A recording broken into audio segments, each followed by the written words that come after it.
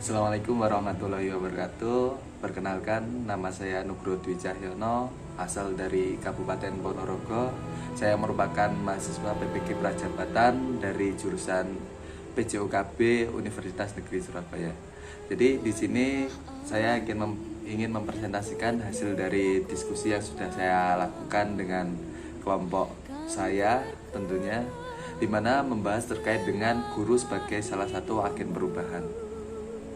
Guru merupakan salah satu agen perubahan yang dapat merubah suatu peradaban dan juga dapat merubah suatu peradaban bangsa.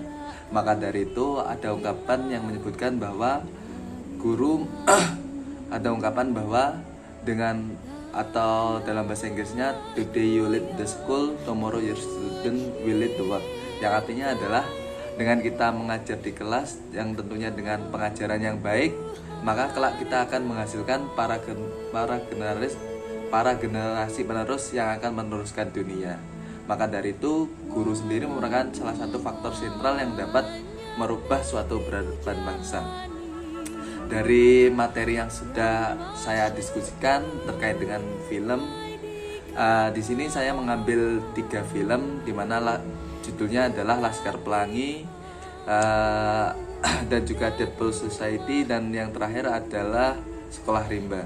Dari ketiga film tersebut tentunya kita dapat ambil makna atau dapat ambil sebagai gambaran yang nantinya akan kita bawa ketika kita lulus sebagai mahasiswa PPG Prajabatan dan menjadi seorang guru profesional tentunya.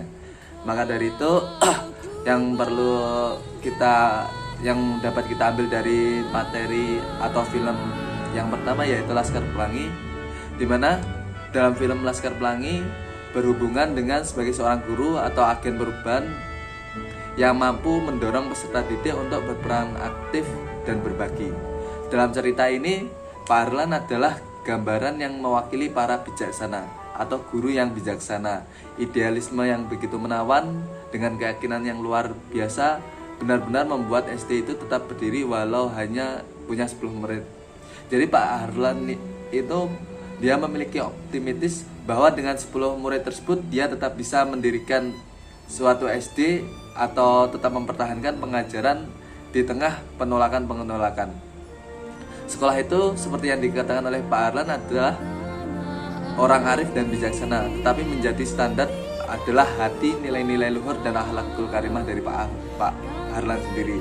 Jadi Pak Harlan itu dia tidak pandang bulu, dia memiliki nilai-nilai akhlak karimah yang baik, dia bertujuan untuk mendidik peserta didik ke arah yang lebih baik. Dalam kesimpulannya menyatakan bahwa tujuan hidup adalah memberi sebanyak-banyaknya, bukan menerima sebanyak-banyaknya. Keberhasilan para murid yang diceritakan dalam film Laskar Pelangi bukan terletak pada muridnya saja, namun karena peran guru yang telah menularkan nilai-nilai kehidupan. Pak Harlan berprinsip bahwa ketika kita hidup itu kita tidak hanya untuk menerima sebanyak-banyaknya, tapi ada efek timbal baliknya bahwa kita juga harus memberi sebanyak-banyaknya. Dengan kita berprinsip memberi sebanyak-banyaknya, maka entah bagaimana caranya itu pasti kita ada suatu timbal balik. Beda lagi kalau kita hanya mempunyai mindset bahwa untuk sesuatu itu kita harus menerima sebanyak-banyaknya tanpa melakukan apapun. Bukan seperti itu. Seperti yang digambarkan oleh Pak Harlan. Dari situlah yang mendorong para murid untuk berbuat ikhlas dan mencari dan memberi sebanyak-banyaknya. Dalam menjalankan peran guru sebagai pendidik dan pengajar, maka hal tersebutlah yang harus dimiliki oleh seorang guru. Pertama, harus menjadi contoh tauladan bagi peserta didik, karena apa yang dilakukan guru akan menjadi tiruan bagi peserta didik. Seperti pepatah yang mengatakan, guru kencing berdiri, murid kencing berlari. Makanya jika gurunya masih membuka pikiran untuk berpikir nasional, maka muridnya akan berlari berpikir hingga internasional. Atau jika gurunya bersikap seperti kurang sopan, maka muridnya akan lebih bersikap tidak sopan. Dari situlah kita dapat ambil bahwa guru itu merupakan suri tauladan bagi muridnya. Apapun tindak tingkah laku seorang guru, hal tersebutlah yang akan ditercerminkan oleh murid. Ketika kita sopan, terus murah senyum dan lain sebagainya, maka murid nanti akan juga bersikap seperti yang dicontohkan oleh gurunya.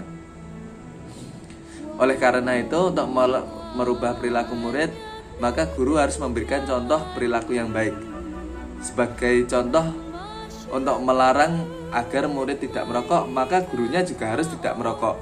Atau bahkan jika gurunya tersebut merokok, maka yang perlu dilakukan adalah tidak memberi contoh di depan para muridnya. Karena itu yang akan dicontoh oleh seorang murid tersebut. Itu merupakan gambaran atau pesan moral yang dapat diambil dari film yang pertama, yaitu Laskar Pelangi. Kita lanjut untuk film yang kedua, yaitu terkait dengan Dead Poets Society. Dari film tersebut dapat dilihat bahwa guru-guru di sekolah itu umumnya mengajar sesuai tradisi yang nampak membosankan siswa. Para siswa belajar dalam ruangan kelas dan duduk di kursi masing-masing. Siswa belajar dengan cara mengulang-ulang atau mengungkapkan secara lisan berulang-ulang suatu materi sehingga hafal di bawah bimbingan guru. Namun dengan datangnya seorang guru atau Pak Kating ini, ia mengajar dengan cara yang berbeda. Peran guru yang ditunjukkan oleh Pak Kating menunjukkan secara totalitas bahwa guru tidak hanya mengajar secara kaku dan kurang fleksibel, tetapi juga harus bisa berperan dalam mencari metode atau mendidik siswa menjadi yang lebih humanis dan bersahabat. Seperti dengan kurikulum yang ada sekarang ini, yaitu kurikulum Merdeka, harapannya adalah untuk memfasilitasi bagaimana murid itu dapat berkembang sesuai dengan fasenya, atau istilahnya kurikulum Merdeka, kurikulum paradigma baru, di mana kurikulum ini mendidik peserta didik, di mana dia adalah pusatnya, bukan guru sebagai pusatnya. Karena kan seperti yang kita ketahui, setiap peserta didik itu memiliki karakteristik yang berbeda. Makanya dengan adanya kurikulum Merdeka ini merupakan wadah untuk bagaimana siswa itu dapat berkembang sesuai dengan potensi yang dimilikinya, atau istilahnya adalah pembelajaran berdiferensiasi. Karena kan satu siswa tidak bisa disamakan dengan siswa lainnya. Dari film yang kedua ini atau film Dead Poets Society, seharusnya film ini banyak ditonton oleh guru-guru agar dalam memberikan pengajaran pada siswa lebih kreatif, mengutamakan kebutuhan siswa, keluasan dalam mengajar dan memberikan inspiratif yang positif serta bermanfaat pada siswa-siswanya. Apalagi di tengah era digitalisasi sekarang ini, tentunya untuk mengajarkan siswa atau memberikan pengajaran kepada siswa itu sangat banyak cara yang dapat dilakukan. Sangat banyak inovasi yang bisa dilakukan dalam memberikan pengajaran kepada siswanya agar pembelajaran itu tidak kaku, menyenangkan, dan murid itu mau belajar apa materi yang diajarkan oleh gurunya. Akan tetapi yang perlu diperhatikan bahwa guru bukanlah pusatnya, tetapi murid adalah pusatnya. Gitu. Itu untuk film yang kedua. Lalu dalam film yang ketiga, yaitu Sekolah Rimba, di mana dalam film tersebut dikisahkan Butet Manurung berhasil menunjukkan kepada kita sikap gigihnya di tengah kesusahan proses perjuangan. Ia harus keluar masuk hutan, dengan besar kemungkinan ada banyak binatang buas yang akan memangsa. Ia terus mendapatkan penolakan hingga akhirnya diterima oleh orang-orang rimba. Karena biasanya orang-orang awam itu lebih sulit untuk menerima suatu hal baru atau suatu hal yang modern. Akan tetapi Butet Manurung menunjukkan kepada kita sikap integritasnya menentang ketidakjujuran dan ketidakadilan. Butet Manurung menentang rekan kerja yang hanya mau mengeksploitasi orang-orang rimba di hadapan wartawan. Ia pun terus mendidik anak-anak rimba agar bisa membaca tulis agar tidak bodohi oleh orang terang atau orang yang mencuri pohon mereka. Sama seperti perkataan di akhir film, Bungo mengingatkanku pada sikap yang tepat menghadapi perubahan, menjadikan pengetahuan sebagai senjata beradaptasi. Itu untuk Sekolah Rimba. Lalu apa yang dapat dipelajari dari ketiga film tersebut? dan hubungannya dengan pembelajaran sosial emosional di mata kuliah kita saat ini. Yang dapat dipelajari dari ketiga film tersebut yaitu bagaimana menjadi seorang guru yang dapat menginspirasi siswa-siswanya. Jadi bukan hanya sosok pengajar, namun harus membantu siswa menggali potensi yang dimiliki, mengembangkan bakat dan minat, dan juga dalam mengembangkan bakat dan minat siswa